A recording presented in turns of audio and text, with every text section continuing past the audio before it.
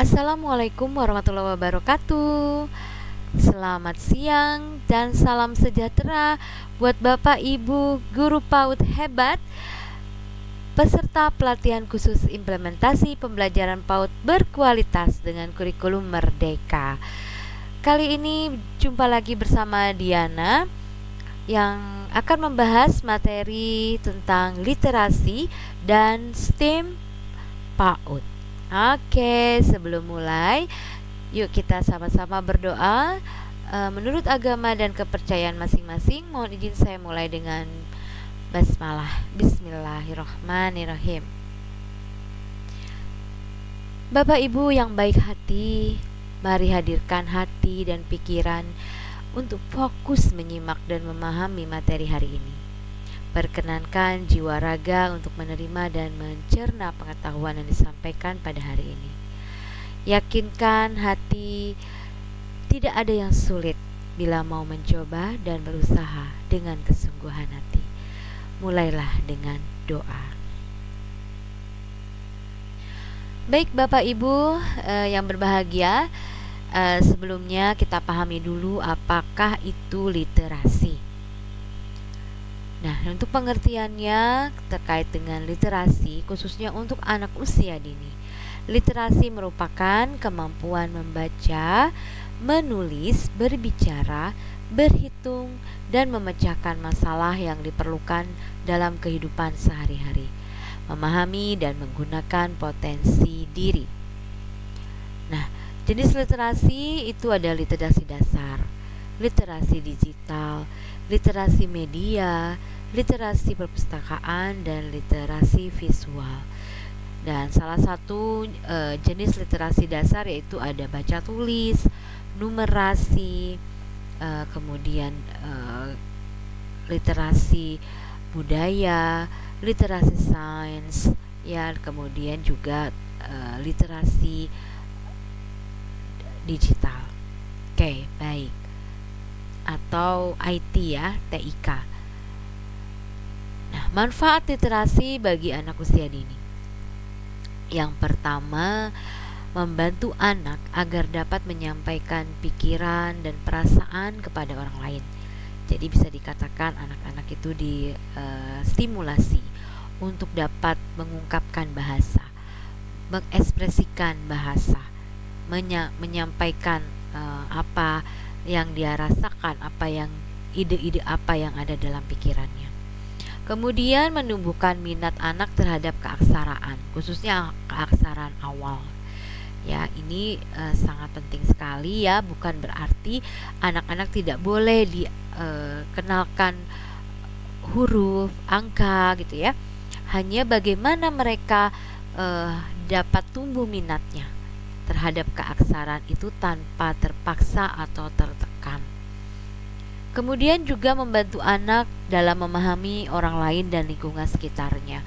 Jadi di sini juga melatih anak untuk berempati terhadap teman-temannya, lingkungannya, dan dia mampu mengendalikan emosi dirinya, kemudian bersosialisasi.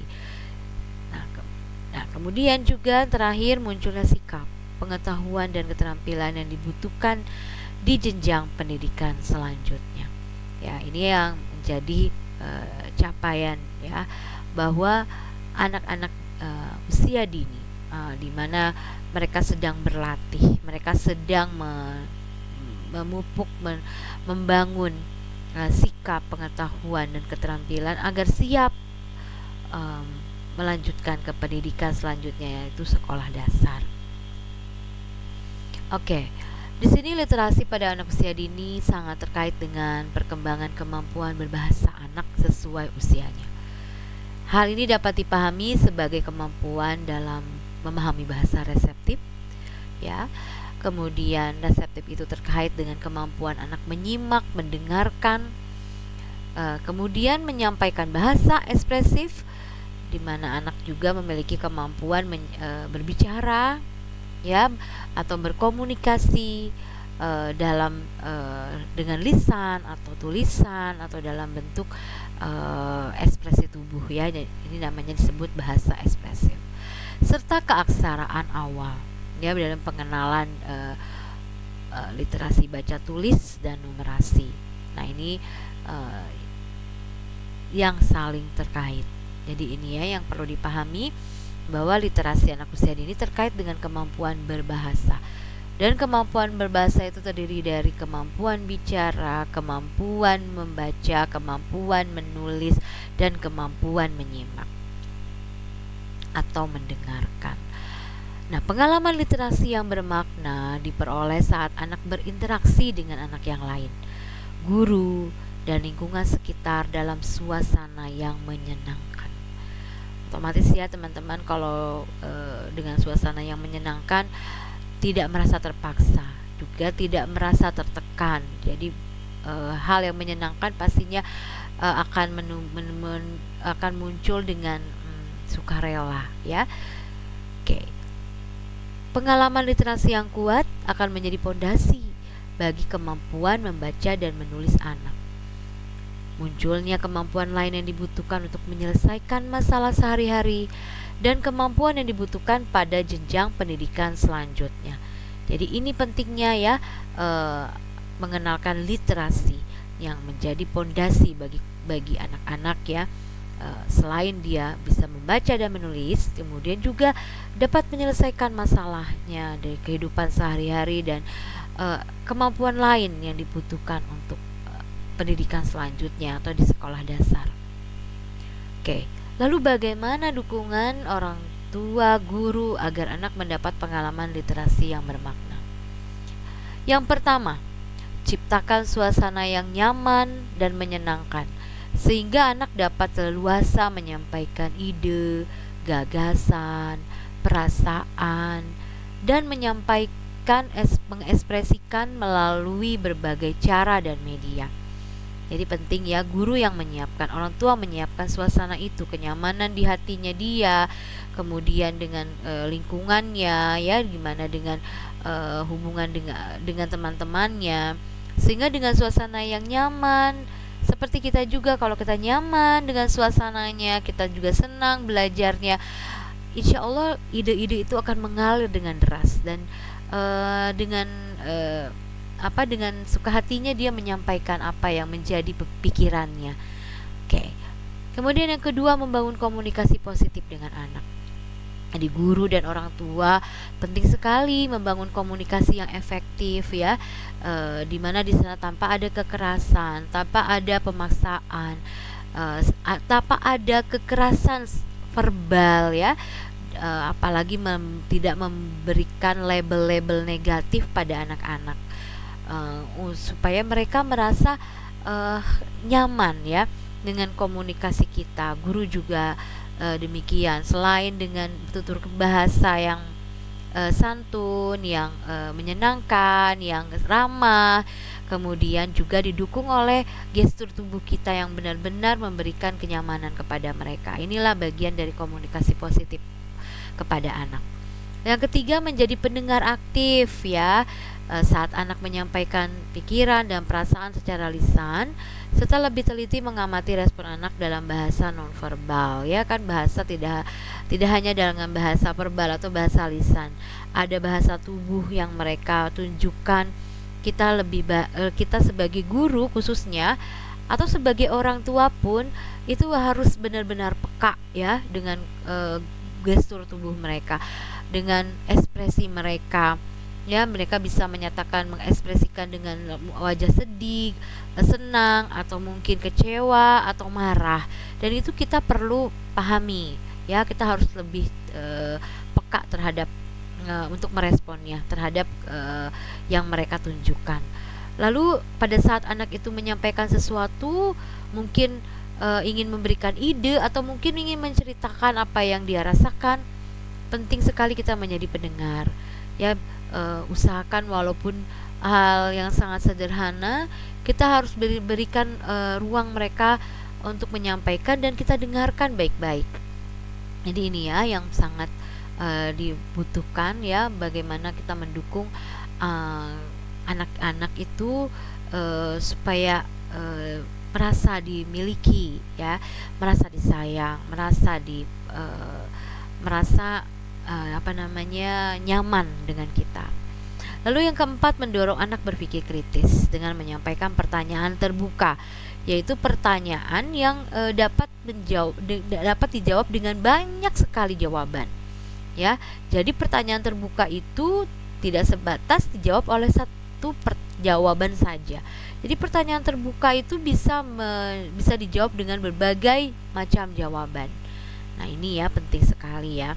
Jadi usahakan Bu Guru juga perbanyak kosakata terkait dengan kayak clue-clue atau kunci-kunci yang bisa menjadi bahan tanya jawab gitu ya, dan menggunakan pertanyaan-pertanyaan terbuka. Oke, contohnya seperti ini. Bapak Ibu bisa lihat seorang guru yang ada animasi yang ada di depan Bapak Ibu semua, dia menggunakan kerudung warna orange. Kalau pertanyaan tertutup ya, kita menjawab pertanyaannya seperti ini. Warna apakah yang digunakan? Warna jilbab apakah yang digunakan Ibu guru cantik ini ya? Mungkin semua sepakat menjawabnya warnanya orange. Nah, ini berarti dijawab hanya satu saja jawaban ya, karena warna dasarnya secara dominan warnanya orange. Bagaimana kalau kita bertanyanya dengan pertanyaan terbuka? Ya, kita bisa tanyakan seperti ini. Coba perhatikan warna apa sajakah yang ada di kerudung Ibu cantik ini? Ya, bisa kan menjawab banyak pertanyaan. Di sana ada warna kuning, ada warna putih, kemudian ada warna coklat, ada warna orange dan lain sebagainya. Nah, jadi jenis pertanyaan terbuka itu pasti akan mendapat jawaban yang beragam, yang banyak. Oke, yang kelima, menata lingkungan yang memudahkan anak berinteraksi dengan anak lain, ya temannya, guru dan orang tua. Nah, ini ya penting sekali kita menata lingkungan kelas, khususnya nih ya di kelas. Jangan sampai di kelas itu mereka tidak bisa bergerak. Bahkan mereka untuk bermain dengan temannya aja tidak nyaman karena terlalu sempit tempatnya.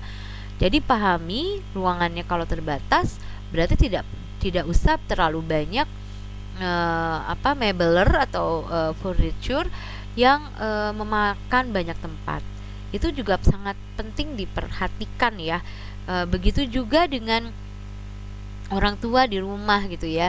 Pada saat anaknya sedang tumbuh kembang, mungkin sedang aktif-aktifnya ya, upayakan gitu kita bisa benar-benar menjaga kondisi lingkungan rumah gitu ya, aman buat mereka beraktivitas ya, utama aktivitas motorik atau bergerak. Kemudian menata lingkungan itu juga terkait dengan bagaimana kita menyiapkan, menghias kelas kita dengan banyak literasi yang bermakna, sehingga mereka sudah terbiasa tuh melihat berbagai tulisan, huruf, angka gitu ya, tanpa kita bermaksud mengajarkan mereka mengejanya ya, tapi mereka sudah diperlihatkan dengan tatanan atau tata lingkungan yang menarik. Oke. Nah, lalu bagaimana dukungan guru dan orang tua agar anak mendapatkan literasi yang bermakna? Nah, selanjutnya menata lingkungan yang menumbuhkan minat anak terhadap tanda, simbol, gambar dan tulisan. Tadi yang saya sampaikan ya, bahwa lingkungan kelas, lingkungan sekolah ya penuhi dengan literasi. Tanaman yang ada di sekitarnya diberi label ya, nama tanamannya. Pintu, jendela, lantai, langit-langit, kemudian semua perabotan atau furniturnya dituliskan namanya, sehingga anak-anak itu sudah terbiasa. Kemudian papan absen disiapkan, tempat mereka menaruh tas, lokernya dituliskan namanya. Yang awalnya mereka tidak tahu itu dari tulisan namanya, lama-lama terbiasa melihat simbol-simbol huruf ya, karena angka, huruf itu adalah simbol abstrak. Jadi bagaimana mengkonkretkannya, yaitu hadirkan benda yang sesuai dengan namanya. Oke, kemudian yang ketujuh, bercerita, membacakan buku cerita menjadi kegiatan yang senantiasa dihadirkan dalam keseharian anak. Ya, ini penting sekali nih, apalagi di kurikulum Merdeka. eh, semua disarankan berbasis buku, ya, berbasis buku cerita. Jadi perbanyak buku cerita yang ada di kelas, di perpustakaan ke sekolah, atau di pojok baca di ruang kelas masing-masing. Dan pahami apa yang mereka sukai. Kalau saya membiasakan kalau mereka menyukai buku cerita apa gitu ya, silakan mereka bawa dari rumah gitu ya, atau mereka membeli sendiri atau memilih sendiri yang mereka sukai. Kemudian yang 8, menyediakan berbagai sumber cerita, bahan bacaan sesuai usia di tempat yang mudah terlihat dan terjangkau oleh anak. Tadi ya, pojok bacanya, tempat penyimpanan bukunya juga jangan yang menyulitkan gitu ya, jangan takut rusak. Biarkan rusak. Kalau buku rusak, artinya buku itu sering digunakan. Kalau buku selalu mulus, berarti buku itu tidak pernah tersentuh. Ya, kalau sudah rusak ya tinggal kita beli lagi yang baru. Kalau nggak uangnya terbatas, beli buku yang murah meriah banyak sih ya. Atau bu guru bikin buku cerita sendiri. Nah, itu kan lebih menarik ya. Kemudian yang 9, memberikan kesempatan anak agar dapat terlibat dalam kegiatan-kegiatan pra membaca. Ya, di sini kegiatan pra membaca nanti akan lebih detail lagi akan saya sampaikan di materi berikutnya ya, tentang pra membaca bagaimana. Oke, 10, menjadikan cerita sebagai inspirasi dalam membuat kegiatan bermain. Nah, itu dia, melalui buku cerita kita bisa membuat berbagai macam kegiatan. Ya, waktu di seminar saya menyampaikan terkait dengan buku cerita yang berjudul Batu dan Bambu. Di sana banyak sekali kosakata yang diperoleh anak lalu dijadikan berbagai macam kegiatan. Inspirasinya dari mana? Dari buku cerita. Oke. Bagaimana lingkungan yang kaya literasi? Jadi lingkungan yang kaya literasi adalah lingkungan yang kaya akan gambar, tanda, simbol, dan tulisan yang bermakna. Di sini ya saya sampaikan ya, ada label anak yang terpasang pada barang-barang miliknya dan tempat menyimpan barang milik anak. Label anak benda terpasang pada benda ataupun rak penyimpanannya. Gambar, tanda, apapun simbol bermakna terpasang di beberapa tempat. Ya. Dan poin 1, 2, 3 ini saya sudah pernah lakukan ya, dan itu sangat efektif dan sangat menarik buat mereka dan membantu kita pada saat mereka belajar mengenal huruf, belajar membaca.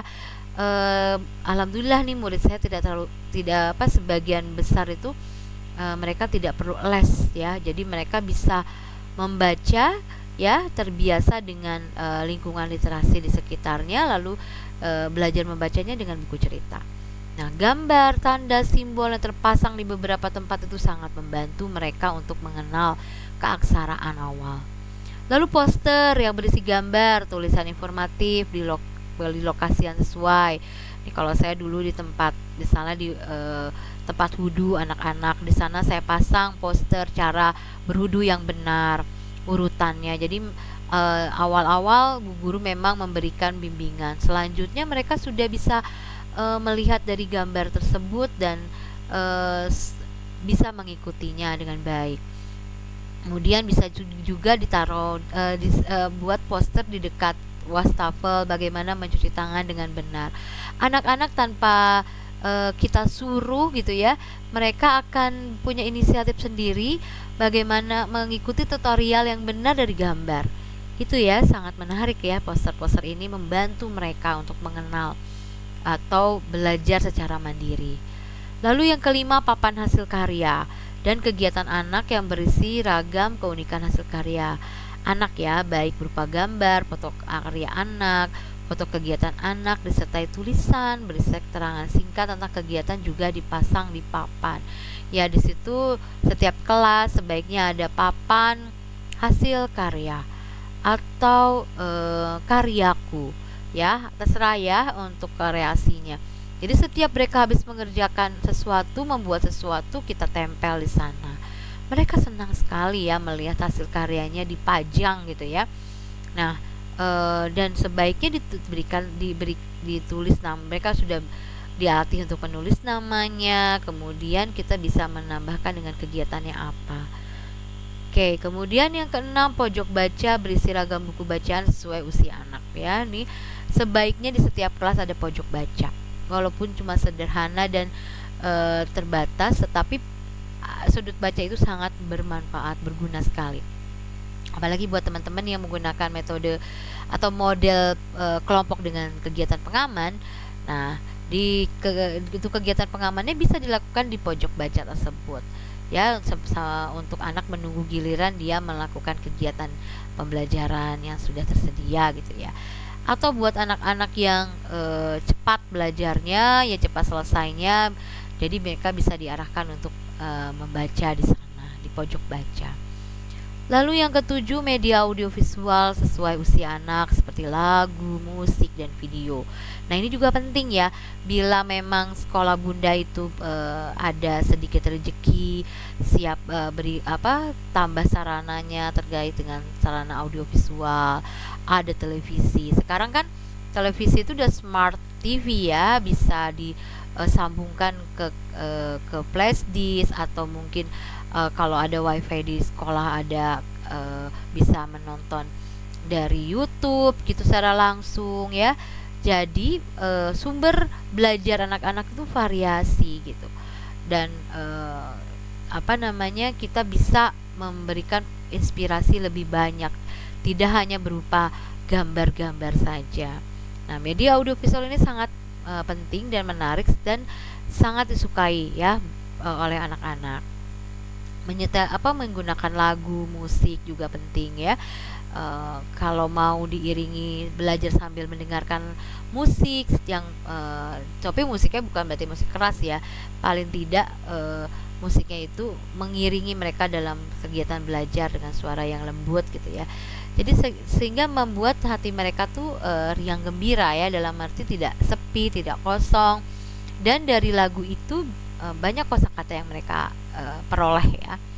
Oke. Baik, kita di literasi. Sekarang STEM. STEAM. STEM.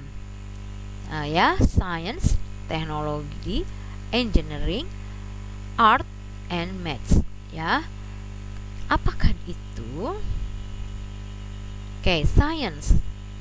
Science sebagai pengetahuan yang diperoleh melalui hasil pengamatan dan eksperimen, membantu anak memahami dan memahami alam serta apa yang terjadi di alam secara ilmiah.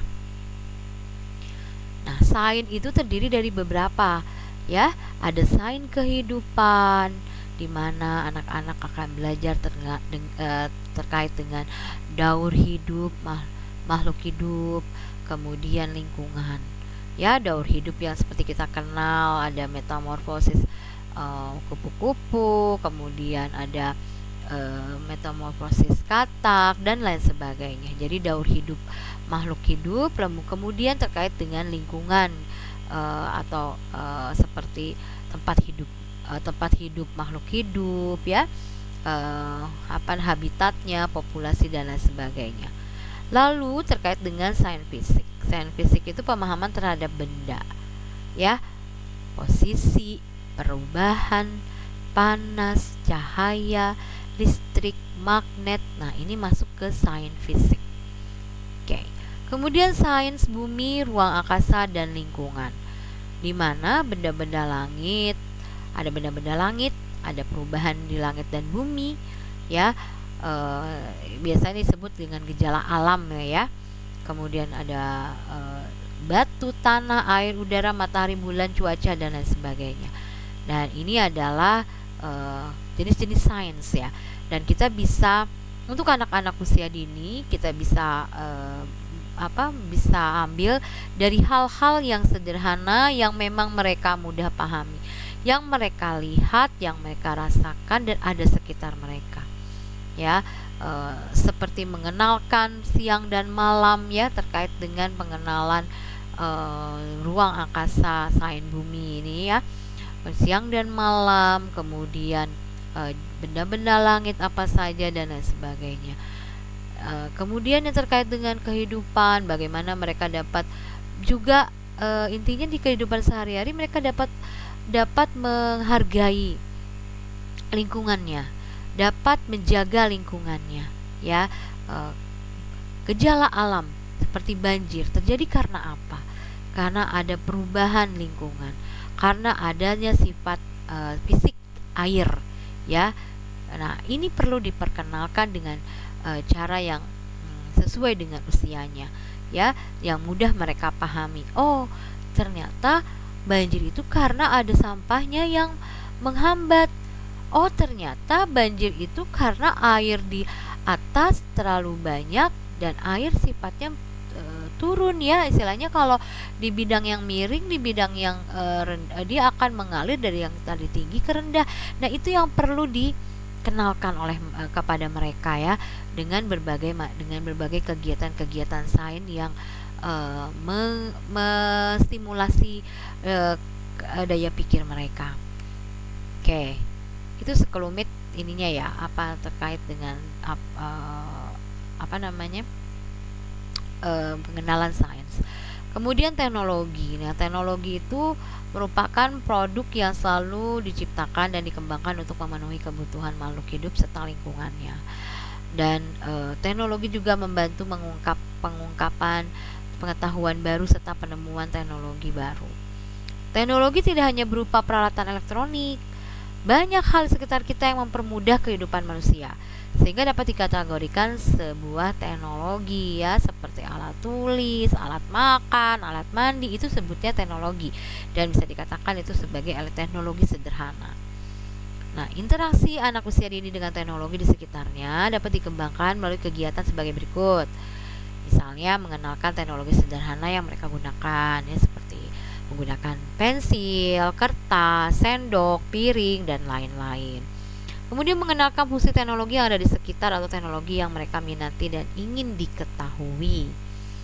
Oke, kemudian mengenalkan konsep sains matematika pada teknologi seperti pengaruh bahan, bentuk, ukuran terhadap fungsi teknologi tersebut. Ya, kemudian mengajarkan cara menggunakan teknologi dengan baik dan bertanggung jawab. Ini interaksi untuk anak usia dini terkait dengan teknologi, ya. Oke. Lalu engineering.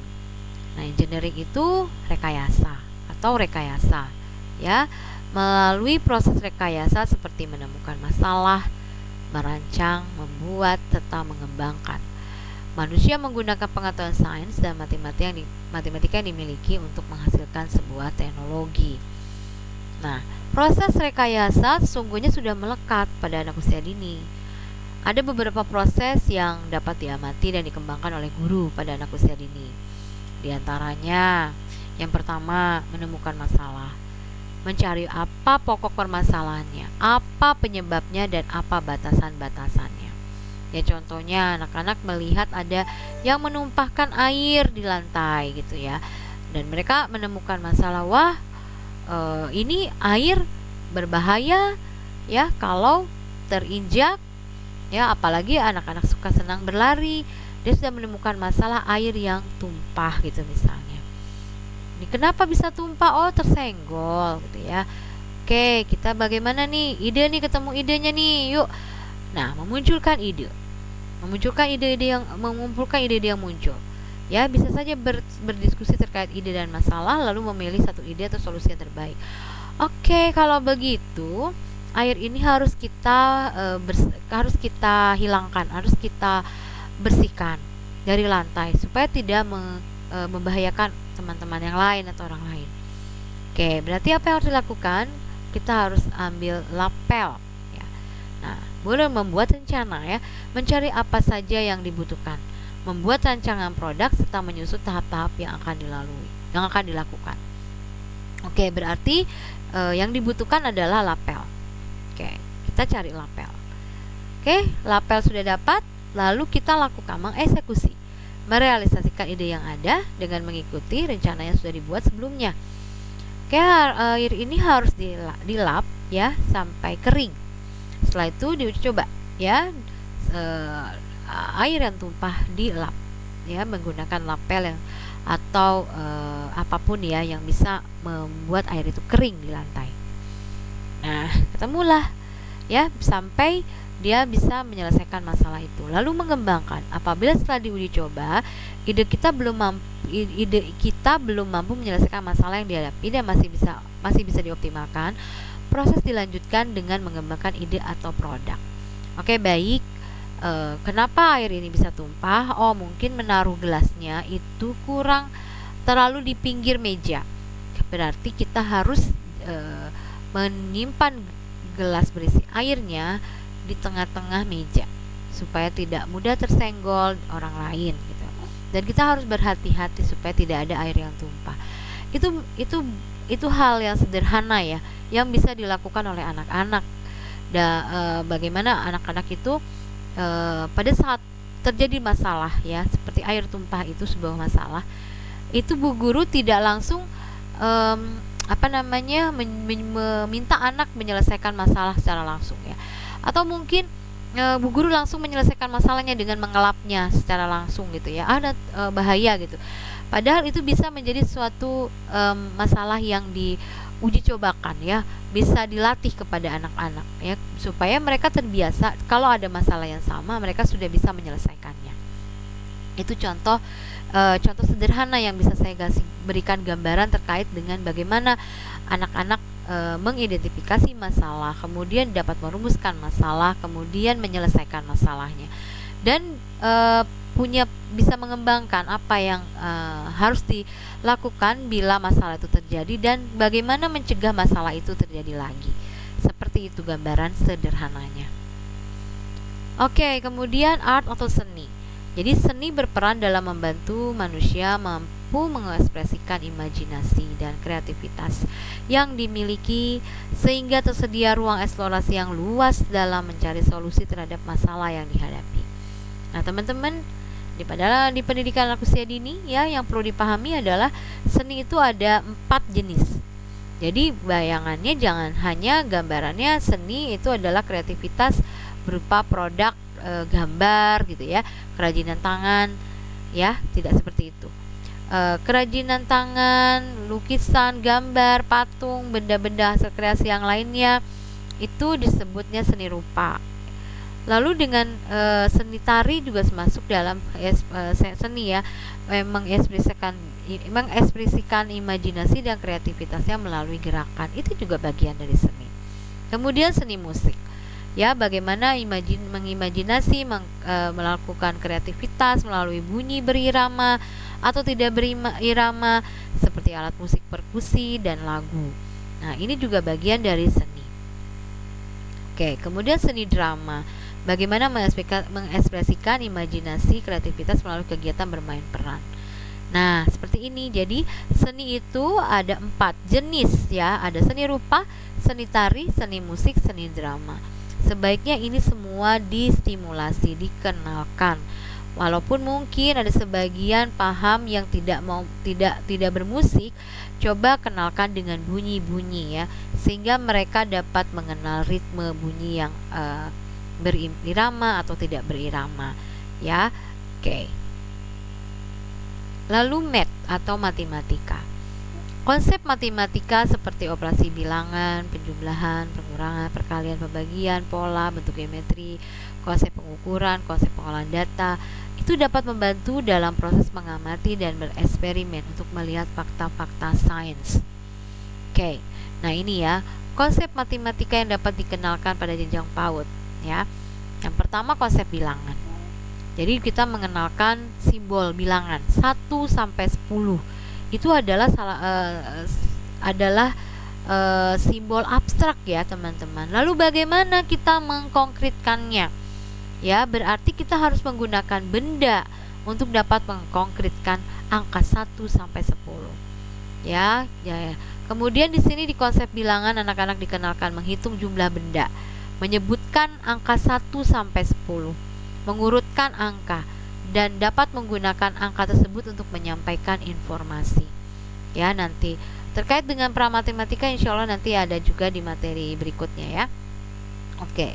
Kemudian operasi bilangan, di mana anak-anak dikenalkan penjumlahan dan pengurangan dengan menggunakan benda-benda konkret.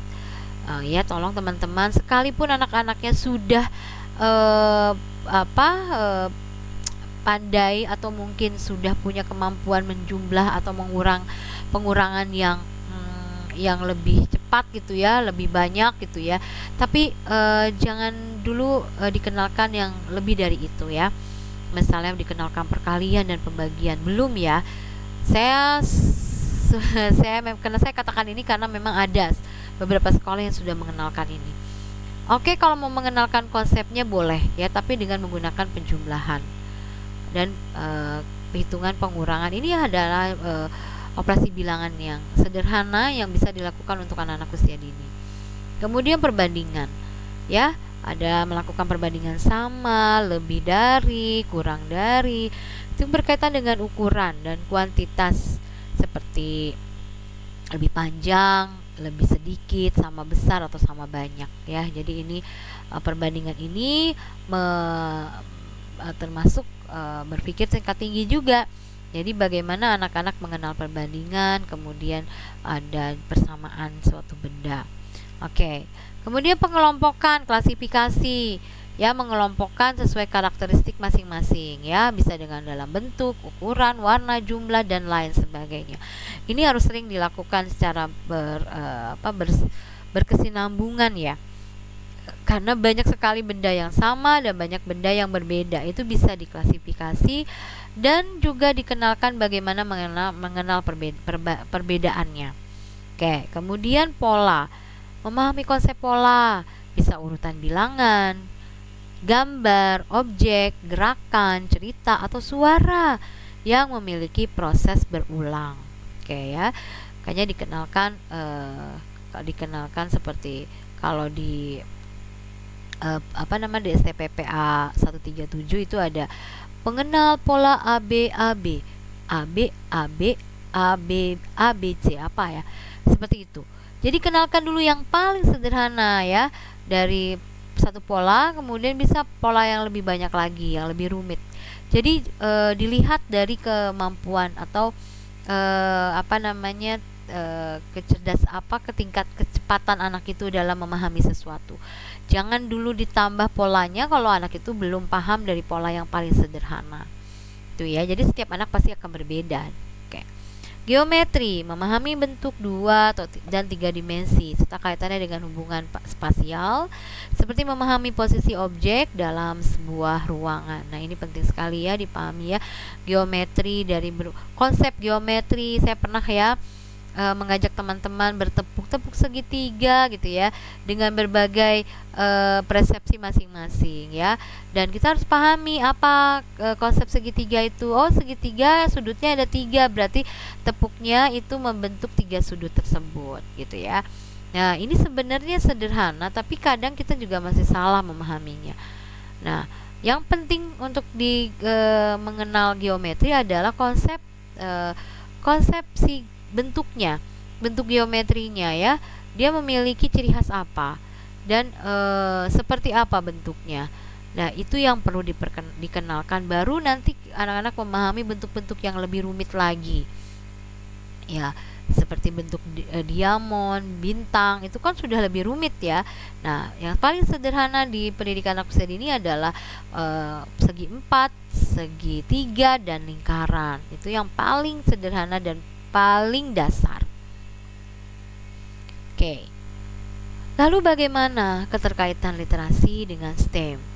Ya, literasi merupakan pintu gerbang bagi anak untuk dapat memahami lingkungan sekitarnya dan menyampaikan pikiran serta perasaannya kepada lingkungan sekitarnya.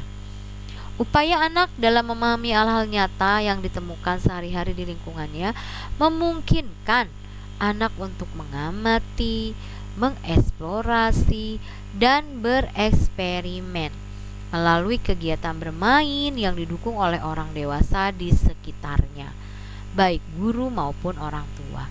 Nah, dukungan guru maupun orang tua itu dapat diberikan melalui bahasa, ya, melalui komunikasi melalui bahasa yang dapat memberi stimulasi kemampuan berpikir kritis pada diri seperti memberi pertanyaan yang melatih keterampilan berpikir tingkat tinggi anak. Ini jadi literasi dengan STEM itu sangat berkaitan. Apalagi bahasa merupakan pintu gerbang untuk memahami sesuatu. Ya. Oke. Nih. Nah, teman-teman, apakah sudah mengenal Apa itu HOTS atau high order thinking skill dan lower order thinking skill? Nah, ini ya, kita dari teorinya Bloom's, taksonomi Bloom's ya, bahwa pertanyaan itu pun ada jenis-jenisnya, ada macamnya. Ada pertanyaan yang hanya hanya sebagai lodge atau lower order thinking skill. Ada yang termasuk pertanyaan HOTS. Nah, ini yang penting ya, dimana untuk saat ini anak-anak harus distimulasi, dibiasakan dengan pertanyaan-pertanyaan HOTS yang membuat mereka berpikir. Ya, pertanyaan STEAM menstimulasi anak berpikir tingkat tinggi. Nah, kalau sudah mau menggunakan STEAM dalam pembelajaran, teman-teman guru harus belajar bagaimana membuat pertanyaan yang mengandung unsur HOTS, high order thinking skills. Oke, di sini taksonomi Bloom menyatakan ya, dalam tingkatannya, remember atau mengingat itu masih termasuk yang paling rendah ya. Remember atau mengingat itu paling rendah. Kemudian understand itu memahami itu baru tahapan LOS juga. Apply, menerapkan, itu masih tahapan LOS juga. Lalu kalau untuk berpikir secara tingkat tinggi, itu anak-anak atau kita sendiri dilatih menganalisa ya, menganalisis atau menganalisa, lalu mengevaluasi ya, kemudian mencipta itu yang tertinggi. Jadi membuat sesuatu itu yang tertinggi, create ya. Oke, di sini ada contohnya. Contoh pertanyaan berpikir tingkat rendah, mengingat. Nah, pertanyaan ini memicu anak mengulang atau menyebutkan kembali apa yang diobservasinya. Misalnya pertanyaannya seperti ini. Apa yang tadi kamu lihat? Apa yang tadi kamu lakukan? Nah, ini namanya remember, mengingat. Oke. Lalu memahami. Memahami itu pertanyaan yang memicu anak untuk mendeskripsikan, menguraikan, dan menjelaskan. Seperti apa bentuk, misalnya contohnya kita mengenalkan apa ya? Oke, seperti apa bentuk bola? Lalu bagaimana cara bermain dengan bola? Nah, ini kan menjelaskan ya. Nah, ini yang disebut memahami. Oke ya. Ini emang tidak boleh, bukannya tidak boleh ya teman-teman. Ini masih berpikir tingkat rendah ya. Jadi kalau teman-teman menggunakan pertanyaan-pertanyaan ini dalam keseharian, berarti pertanyaannya masih berpikir tingkat rendah. Nah, menerapkan pertanyaan yang memicu anak untuk menggunakan pengetahuan yang dimilikinya untuk menjelaskan sesuatu. Ya, misal mengapa bola dapat bergelinding misalnya. Lalu dia akan menjelaskannya. Karena bentuknya bulat gitu ya, seperti itu mungkin jawabannya. Bagaimana cara memasukkan bola ke dalam keranjang dan kemudian ke dalam keranjang dan dapat menjadi apa? Ya, ini pertanyaan-pertanyaan menerapkan seperti ini ya. Jadi kata mengapa, bagaimana masuk di menerapkan ini. Bagaimana cara membuat Play-Doh ya untuk dapat menjadi bentuk donat atau bentuk bola. Bagaimana cara mengolah Play-Doh atau untuk dapat menjadi bola. Ini contohnya ya.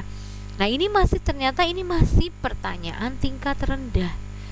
Lalu dari pertanyaan ini sebaiknya nih kita mulai mengenalkan anak-anak, menstimulasi anak-anak dengan pertanyaan tingkat tinggi.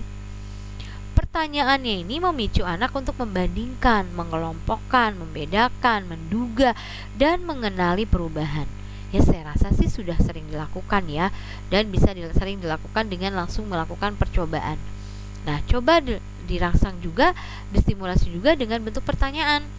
Nah, coba bandingkan ya, apa perbedaan bola kaki dan bola basket misalnya. Dan apa yang sama dari bola basket dan bola sepak ya, bola kaki gitu maksudnya. Dan apa kira-kira yang terjadi jika, nah ini adalah pertanyaan menganalisis ya. Anak-anak dapat membandingkan, mengelompokkan ya, membedakan ya. Kalau yang lebih sederhana lagi, mungkin kita mengenalkan ayam ya. Anak-anak diminta membandingkan ayam dengan bebek gitu ya. Nah, di sana kita bisa mulai dengan pertanyaan ini, pertanyaan terbuka seperti ini. Ya, pastinya semua yang diobservasi mereka, apa yang mereka lihat, apa yang mereka dengar, apa yang mereka raba dan lain sebagainya harus mereka alami gitu ya. Jadi maka inspirasinya bisa menggunakan gambar, benda yang sebenarnya, kemudian video, tayangan video, lalu mengajak mereka berpikir kritis dengan menganalisis berbagai perbandingan, terus kemudian mengelompokkan ya, membedakan, menduga, seperti itu, mengenali perubahan dan lain sebagainya. Ini contohnya misalnya kita lagi mendung ya, kita ajak anak-anak keluar, coba teman-teman lihat langit tadi pagi seperti apa. Oh iya, tadi terang benderang, ada matahari, sekarang menjadi gelap, mendung, warnanya hitam. Kenapa ya? Ada yang tahu apa yang akan terjadi? Sepertinya mau hujan, Bu Guru. Nah, anak itu sudah bisa menganalisis. Oke. Kemudian mengevaluasi. Pertanyaan yang akan memicu anak untuk memutuskan, menyampaikan pendapat, dan mengkritisi. Apa yang membuat langit menjadi mendung? Apa yang terjadi? Lalu bagaimana pendapatmu jika hujan turun, misalnya gitu. Nah, ini mengevaluasi ya. Ini sudah merupakan pertanyaan HOTS, berpikir tingkat tinggi. Lalu merancang. Pertanyaan itu akan memicu anak untuk merencanakan, merancang, membuat dan menghasilkan sebuah karya. Ya, apa yang akan kamu lakukan agar, nah misalnya apa gitu pertanyaannya ya. Apa yang akan kamu buat dari bahan Play-Doh ini? Bagaimana kamu akan melakukannya? Nah, itu ya. Jadi semuanya ini pada saat anak-anak menstimulasi anak-anak untuk melakukan sesuatu gitu ya. Melalui pertanyaan ini diharapkan anak-anak mampu berpikir kritis atau berpikir tingkat tinggi. Oleh karenanya para ibu guru, bapak guru, berlatihlah untuk membuat pertanyaan-pertanyaan yang menimbulkan anak-anak menjadi berpikir kritis ya, khususnya dengan pertanyaan-pertanyaan ciri khas, pertanyaan-pertanyaan seperti ini: menganalisis, mengevaluasi, merancang. Pada saat mereka mau melakukan kegiatan nanti ya, kita belajar bagaimana mengenal loose part segala macam. Nah, ini diawali dengan pertanyaan kan. Nah, pertanyaannya adalah pertanyaan HOTS ya, berpikir tingkat tinggi. Oke. Apa dukungan guru untuk menghadirkan kegiatan bermuatan literasi dan STEM? Nah, yang pertama, merancang kegiatan sesuai dengan kebutuhan anak dan berkonteks budaya lokal ya. Jadi teman-teman tidak usah khawatir berada di lingkungan yang jauh dari perkotaan gitu ya. Kita bisa membuat kegiatan-kegiatan yang menarik ya dengan konteks budaya lokal. Potensi yang ada di lingkungan teman-teman semua. Kemudian mempersiapkan kegiatan dengan memperkaya lingkungan bermain dengan material yang beragam. Ya, ini please banget ya teman-teman ya, upayakan bahan mainnya itu banyak ya dan beragam, berganti, bervariasi ya. Jadi nanti kalau sudah kita kenal apa itu loose part, kita akan terbuka wawasannya. Jadi jangan malu kita sebagai guru PAUD menjadi pemulung ya. Setiap ada benda-benda yang bisa digunakan untuk alat main gitu, seperti tutup botol gitu ya, kita kumpulkan gitu ya. Di setiap kegiatan kita mengumpulkan benda-benda yang bisa digunakan untuk belajar, ya nggak usah malu, karena memang itu menjadi kebutuhan kita ya. Jadi mainan atau alat main atau bahan main tidak perlu mahal, tidak perlu beli. Kemudian memfasilitasi anak melalui pertanyaan-pertanyaan menumbuhkan rasa ingin tahu. kemampuan berpikir kritis, serta keinginan untuk mengeksplorasi dan bereksperimen. Itu tadi ya, pertanyaan-pertanyaan terbuka ya, yang mengandung unsur berpikir tingkat tinggi. Lalu melakukan evaluasi terhadap perkembangan anak serta kegiatan yang sudah dilakukan. Ya, ini sebagian dari asesmen ya. Setiap habis melakukan kegiatan, kita mencatatnya dalam dan penilaian, dan kita juga perlu mengevaluasi diri kita, merefleksi diri kita. Apa yang sudah kita lakukan dengan anak-anak, apakah sudah tepat atau mungkin ada yang perlu diperbaiki, ada respon seperti apa, itu harus menjadi pemikiran kita sendiri ya. Oke. Prinsip pengelolaan kegiatan bermuatan literasi dan STEM.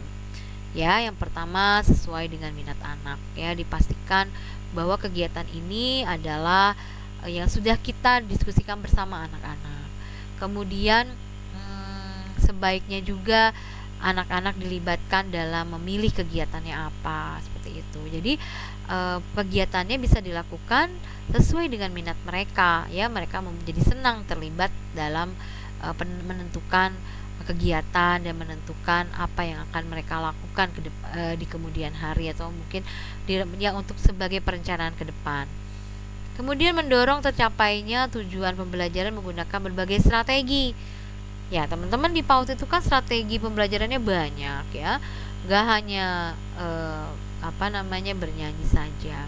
Ya, bisa dengan bermain peran, ya, bermain aktif, field trip atau kunjungan lapangan, atau dengan kegiatan, termasuk juga metode project, itu berbagai strategi. Jadi bukan berarti di kurikulum Merdeka ini project terus, nggak begitu juga ya. Bisa divariasikan dengan berbagai kegiatan yang lain supaya anak-anak menjadi lebih semangat gitu ya, lebih senang belajar gitu ya. Kemudian pastikan banyak eksperimen. Kenapa? Kalau bereksperimen mereka melakukan itu, mereka lebih lebih tertarik gitu ya, karena mereka terlibat dalam kegiatan itu. Misalnya nih ya, yang sering terjadi nih, kayak kita mengenalkan gunung meletus ya, ada tuh kan praktik sains gunung meletus. Banyaknya guru yang lebih dominan mendemonstrasikannya. Nah, dicoba anak-anak yang bereksperimen ya. Walaupun mungkin bu guru memberikan contoh di awal saja untuk memberikan inspirasinya seperti apa. Lalu selanjutnya anak-anaklah yang bereksperimen. Itu akan lebih menarik ya, karena mereka bisa merasakannya langsung.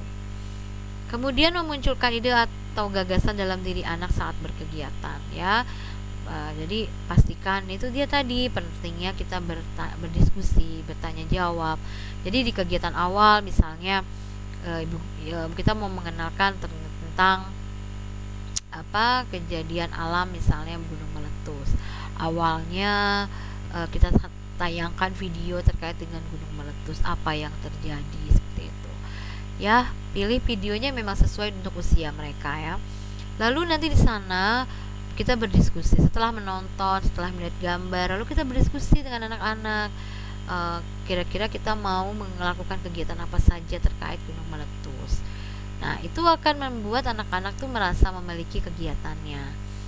Oke, seperti itu gambarannya. Jadi munculkan ide dan atau gagasannya. Susah bu, anaknya nggak mau menjawab gitu ya, anaknya lebih senang diam atau iya saja. Nah, ini berarti keterampilan bu guru bagaimana membujuk, kemudian memotivasi, memberikan clue, bukan jawaban. Clue ya, kunci-kunci saja itu loh.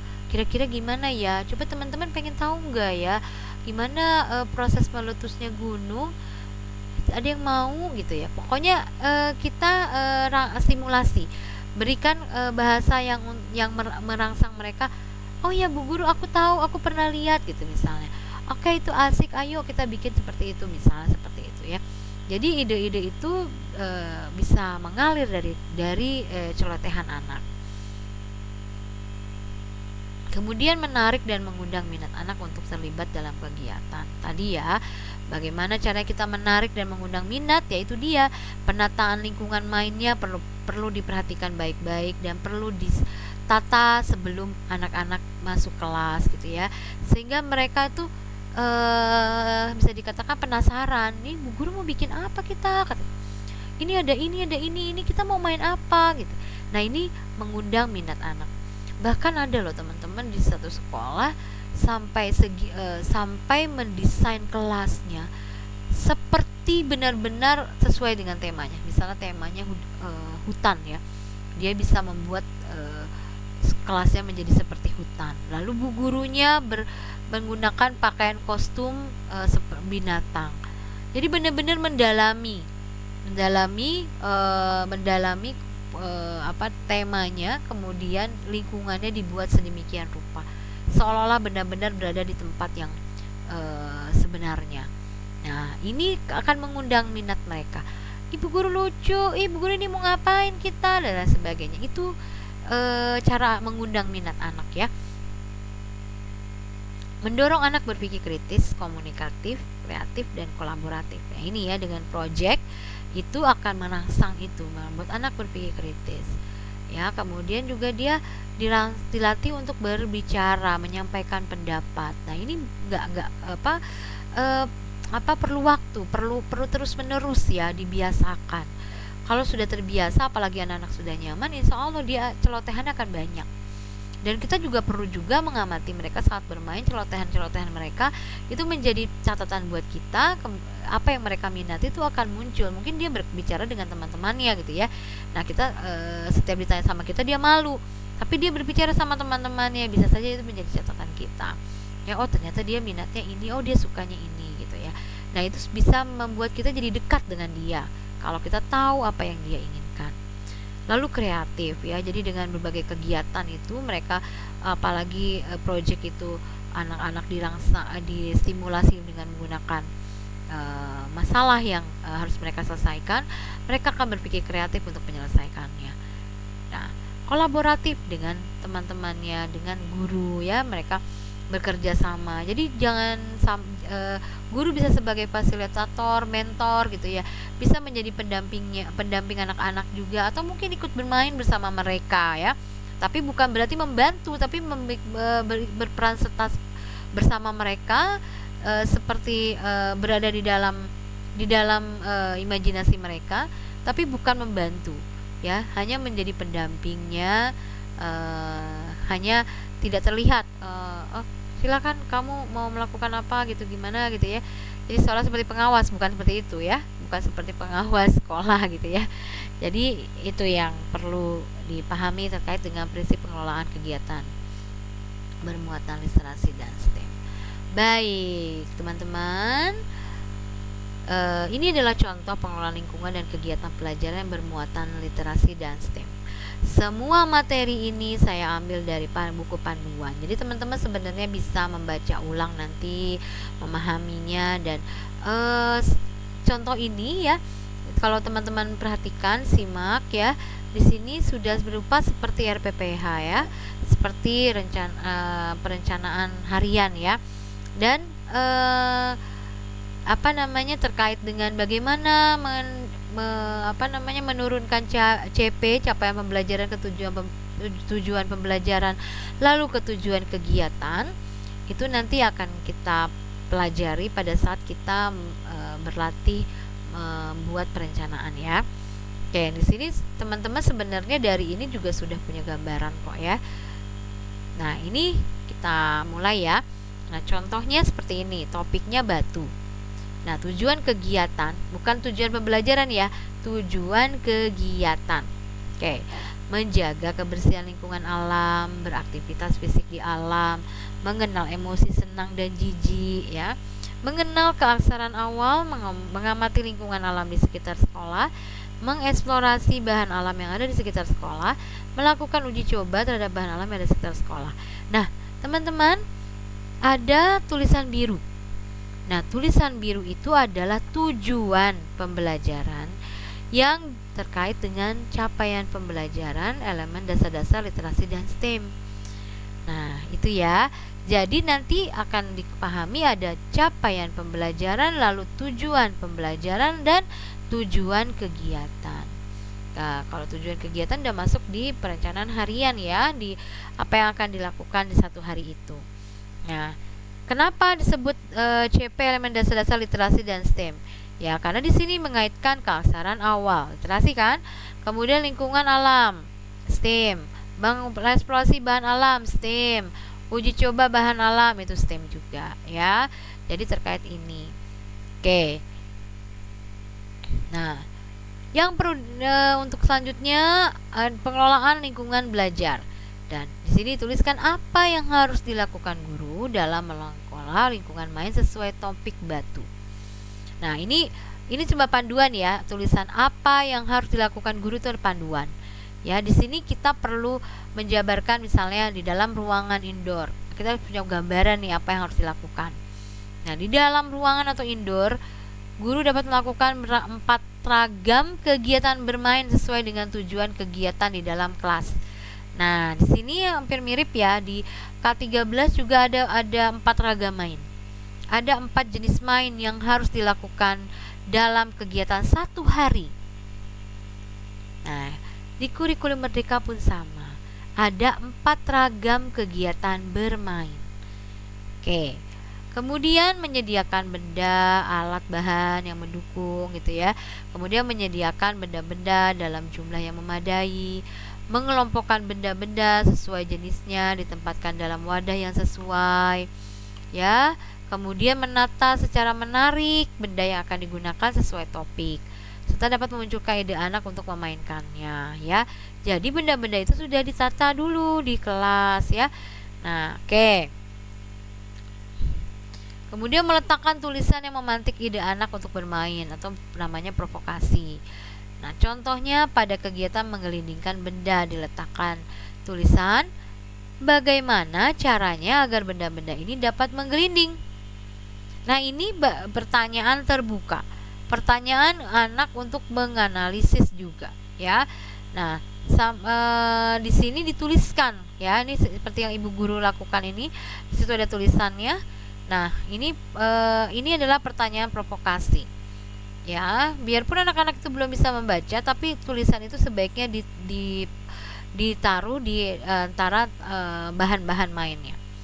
Kemudian meletakkan gambar dan tulisan terkait topik batu di setiap kegiatan, menyediakan buku, video, lagu terkait dengan topik batu, memberikan jarak antara kegiatan satu dengan kegiatan lainnya agar anak dapat leluasa untuk bergerak dari satu kegiatan ke kegiatan lainnya serta mengambil benda dan alat yang di sekitar kelas ya. Jadi jarak antara satu kegiatan dengan kegiatan lain juga sebaiknya jangan berdekatan. Bila memang tempatnya sangat terbatas, ya bisa dilakukan di luar ruangan ya. Jadi jangan dipaksakan di dalam kelas saja gitu ya. Nah, ini bagaimana Bu guru mengelola lingkungan belajar di dalam ya.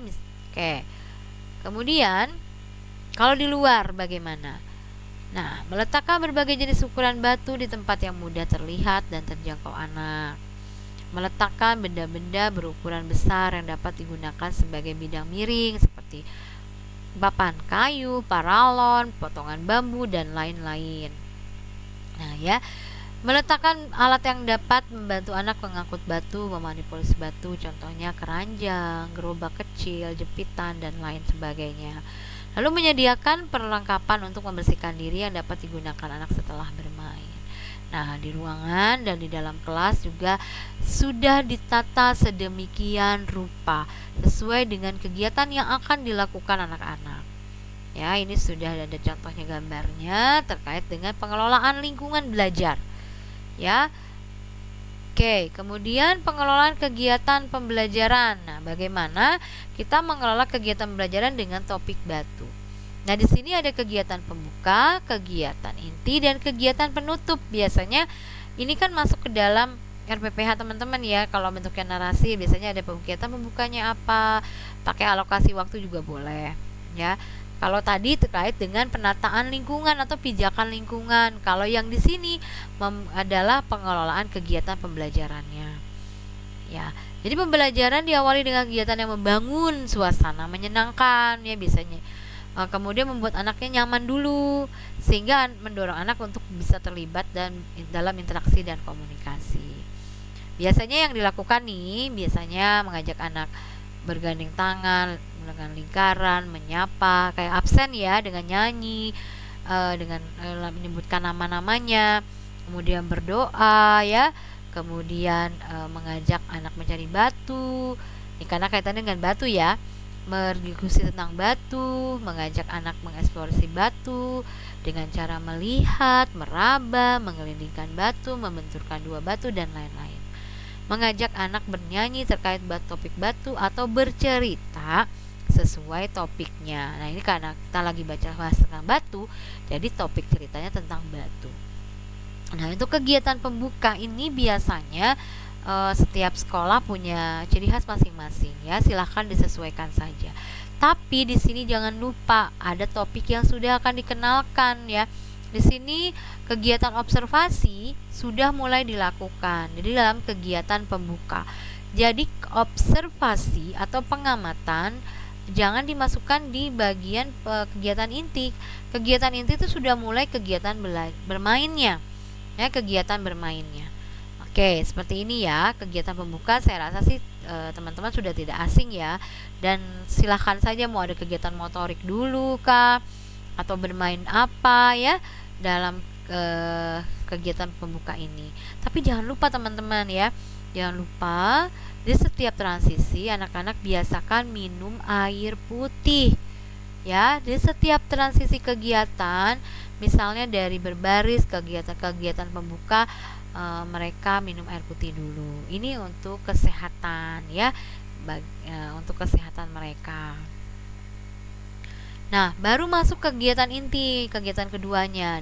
Pada kegiatan inti ini ada 4 pilihan kegiatan yang dapat dimainkan oleh anak.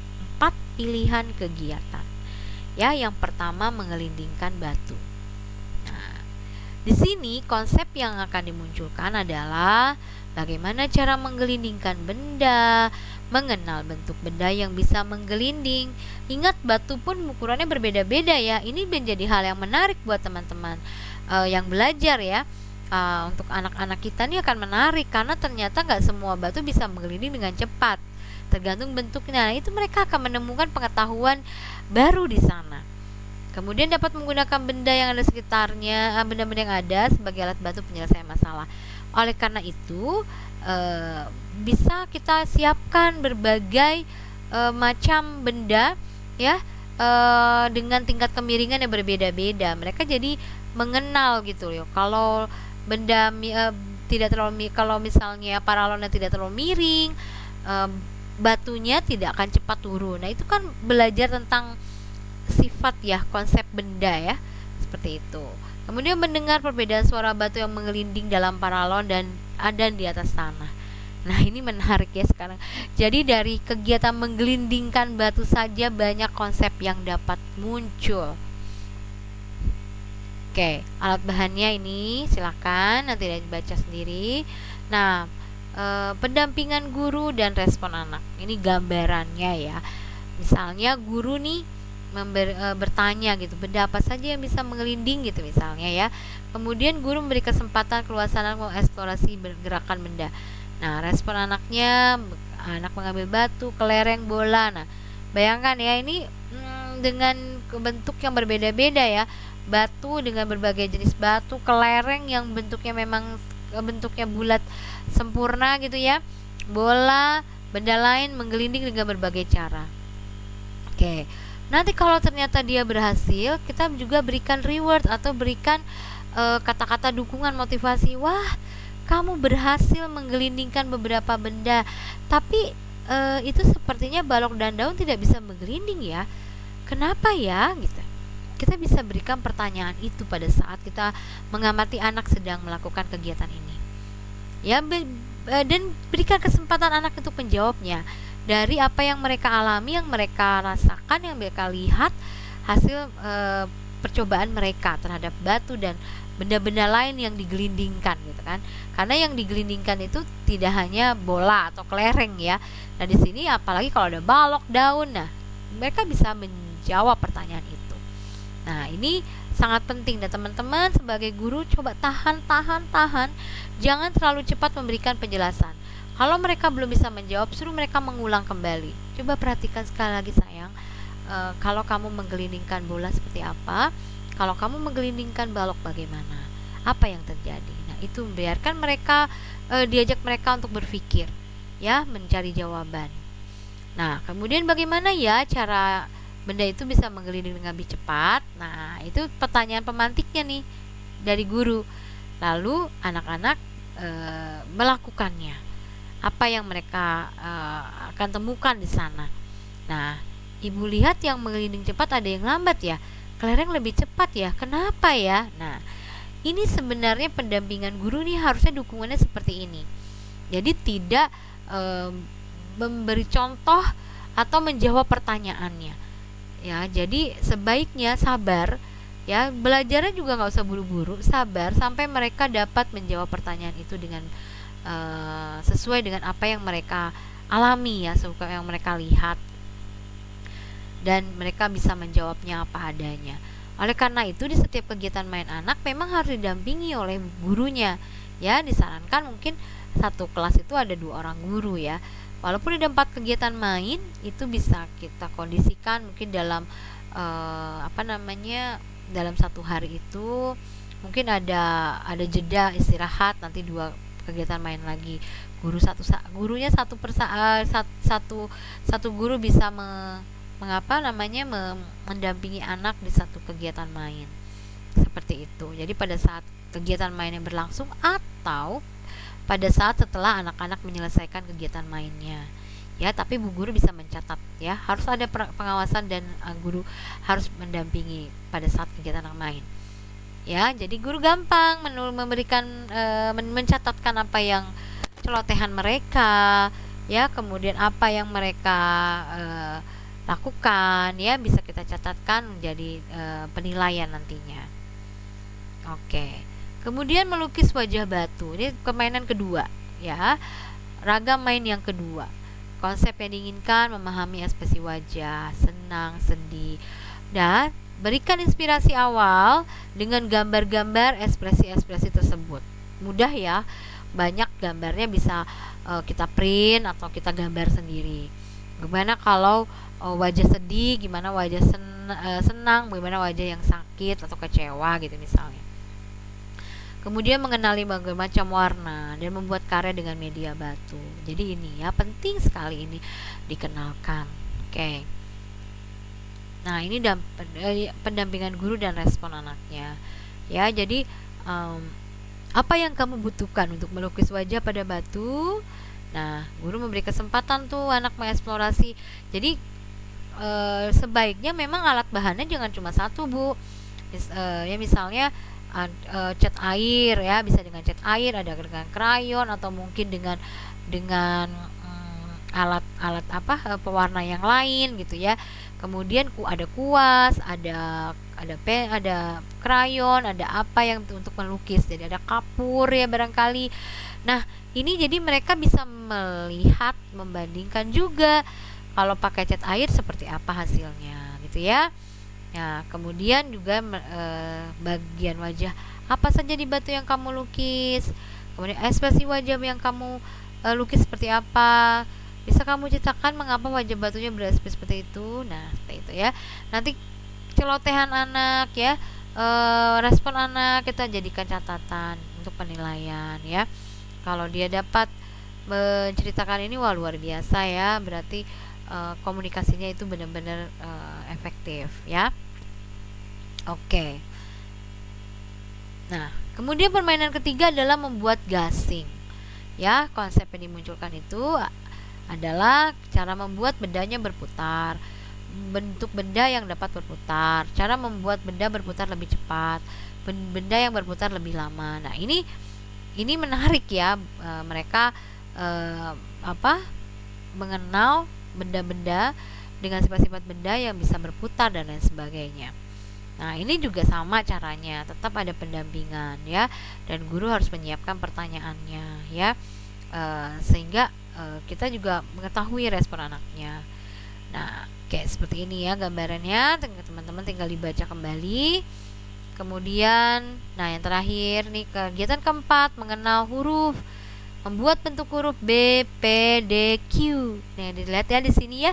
Kenapa sih hurufnya ini nggak berurutan, nggak A, B, C, D gitu ya?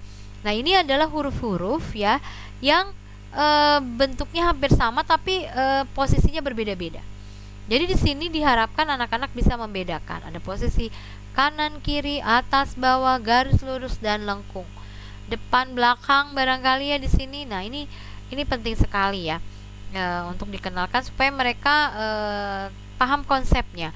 B itu seperti apa, P itu seperti apa, D itu seperti apa garisnya dan lengkungnya di mana, kemudian Q itu di mana. Ini ya yang mirip-mirip hurufnya. Nah, responnya seperti apa? Nah, ini bisa diinikan juga ya, ditanyakan kembali bagaimana cara bentuk huruf dengan alat yang bahan yang kita miliki ya. Kemudian jadi seperti itu. Misalnya nih di bahan-bahan yang ada beberapa bahan yang mereka tidak pakai. Kita bisa memberikan motivasi mereka untuk menggunakannya. Kamu sudah berhasil membuat huruf dari sedotan. Coba kamu sekarang bikin huruf dari kerikil. Atau mungkin dari benda yang lain yang ada di sana, mana yang belum dipakai. Boleh begitu juga ya. Jadi semua ini kita bisa rekam ya. Saya sih menyarankan nih guru menjadi pendamping ini, guru pada saat pendampingan ini bisa menggunakan video atau foto ya sebagai dokumentasi pada saat kita mau melakukan penilaian atau asesmen. Kita jadi mudah diingatkan atau bikin catatan kecil ya, membuat catatan kecil terkait dengan apa saja jawaban dari anak ya, kemudian respon anak pada saat kita berikan dukungan gitu ya.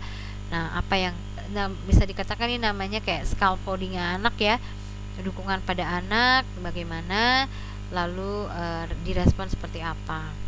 Oke ya, teman-teman bisa baca secara detail dan ini semua ada di modul ya, nanti ya teman-teman akan dapatkan juga.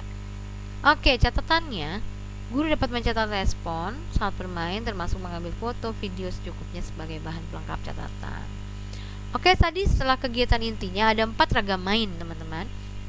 Lalu pada kegiatan penutup, guru mengajak anak-anak berkumpul lagi dalam lingkaran. Ya, ini mirip ya modelnya seperti model sentra ya.